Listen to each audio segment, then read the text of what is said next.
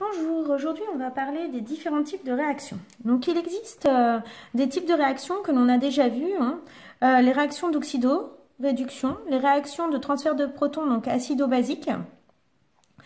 Et ces réactions en fait permettent de modifier soit les groupes caractéristiques, soit modifier la chaîne carbonée. Donc en première, vous avez vu que les réactions d'oxydation et de réduction pouvaient transformer un groupe alcool en groupe acide, par exemple, donc modification de groupe caractéristique, ou on peut modifier la chaîne carbonée, on va rajouter un méthyle, on va enlever une double liaison, ce sera une modification de chaîne. Donc de manière générale, on peut modifier soit les groupes caractéristiques, soit les chaînes carbonées. On peut les modifier donc grâce aux réactions d'oxydation et de réduction, acido-basique, et aussi par les trois réactions que l'on voit nouvellement ici, les réactions d'addition. Donc, c'est quand on met en commun des entités et que ces entités conduisent à un seul produit réactionnel, contenant tous les atomes de tous les réactifs, avec formation de deux liaisons chimiques, et c'est ça qui est important, et la réduction globale de la multiplicité des liaisons dans au moins un des réactifs. Donc par exemple, on passe d'une double liaison à une simple, d'une triple à une double, d'une triple à une simple, etc. Donc il faut une réduction globale de la multiplicité.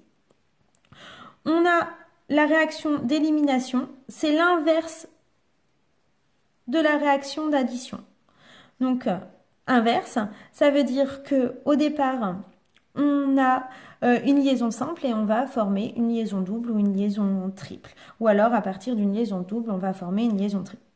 La réaction de substitution, c'est une réaction élémentaire ou par étape, au cours de laquelle un atome ou un groupe d'atomes moléculaires est remplacé par un autre groupe.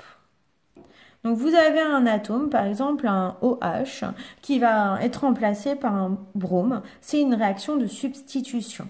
Alors attention, la définition de réaction de substitution, comme elle est vue en classe de terminale, n'est pas celle qui est vue dans le supérieur.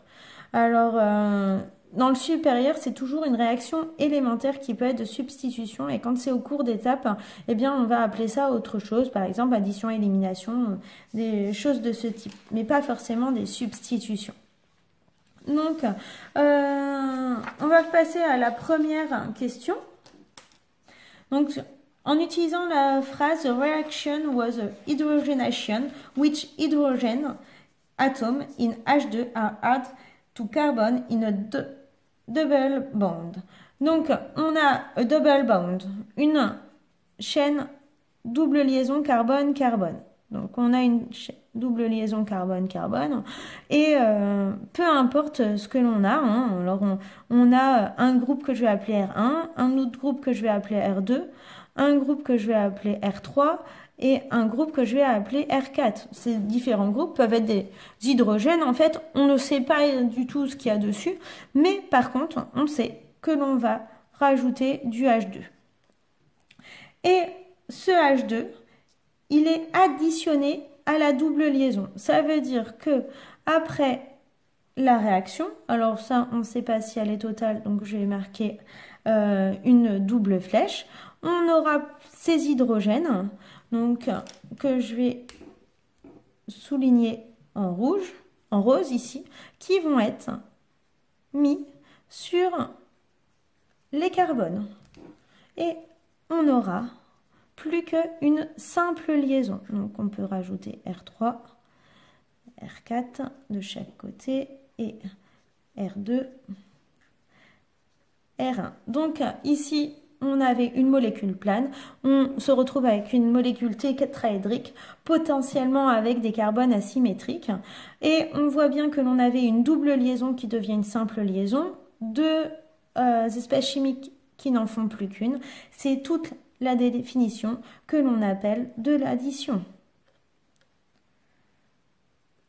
Donc, ce qu'il faut retenir, liaison multiple, liaison simple. Parce qu'on est passé d'une liaison multiple à une liaison simple. Donc, la liaison simple et la liaison multiple. Alors, ensuite, ce qui va être important, en fait, c'est de savoir, de faire un petit peu le jeu des 7 différences, comme quand vous étiez petit. Ici, on a une molécule, il se passe quelque chose et on obtient une autre molécule. Alors, on vous demande entourer la double liaison carbone qui va subir l'hydrogénation. Et on voit au jeu des différences qu'il y a une seule double liaison qui a disparu. Et c'est cette double liaison-là. Donc tout ce qui va se passer et là où elle a disparu, où elle aurait dû être, c'est ici. Donc tout ce qui va se passer, ça va se passer ici, il n'y a pas besoin de redessiner le reste, hein, on va ne s'intéresser qu'à cette partie précise. Donc pour bien s'intéresser à cette partie, il faut avoir en tête toutes les liaisons qui sont formées. Donc ici on a un carbone, il a bien ces 2 liaisons, par contre. Enfin, c'est 4 liaisons, 1, 2, 3, 4. Mais ici, on a un carbone aussi et on voit que 3 liaisons. Donc, ce que je vous propose, en fait, c'est d'ajouter les hydrogènes qui ne sont pas inscrits, hein, mais qui sont importants puisque c'est ici que ça se passe. Et donc, là, on voit qu'il y a un hydrogène. Donc ça c'est pour la question 3, et mettre en évidence les 2 atomes d'hydrogène venus se fixer. Donc ici on voit qu'on en avait déjà un, et que donc là on a bien notre 4 liaisons de carbone, et ici il faut 4 liaisons, donc on a un hydrogène, et forcément un deuxième hydrogène qui n'était pas indiqué. Et donc ce H2,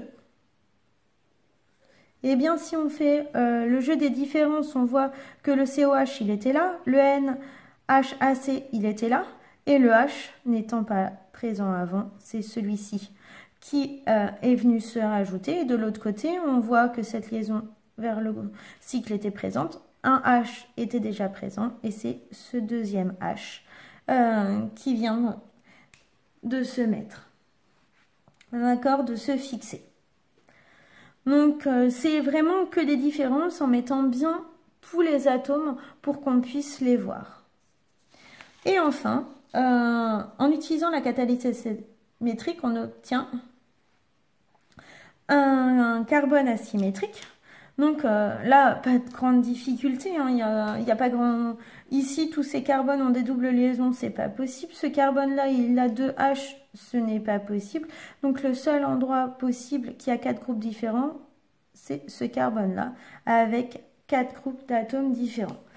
Pour créer son carbone asymétrique, on a vu qu'il fallait faire un miroir.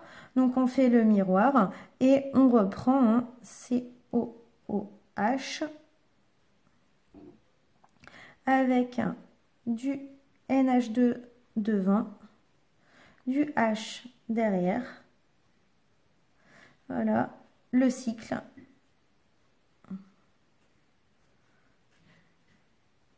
Et les 2 OH. Voilà pour ces réactions. Alors quand même, on voit bien ici hein, que double liaison avec H2, c'est la même chose. Hein. Les deux, ce sont des additions. Et si on reprend, le R1 était le H, le R2, tout ce groupe, le R3, celui-ci, et le R4, là. Donc vous voyez, hein, ça peut être différents groupes, mais ces 2 réactions sont exactement les mêmes. Ce sont des réactions d'addition. Donc on verra plus tard les autres réactions qui correspondent aux autres questions. Voilà, merci pour votre attention. Au revoir.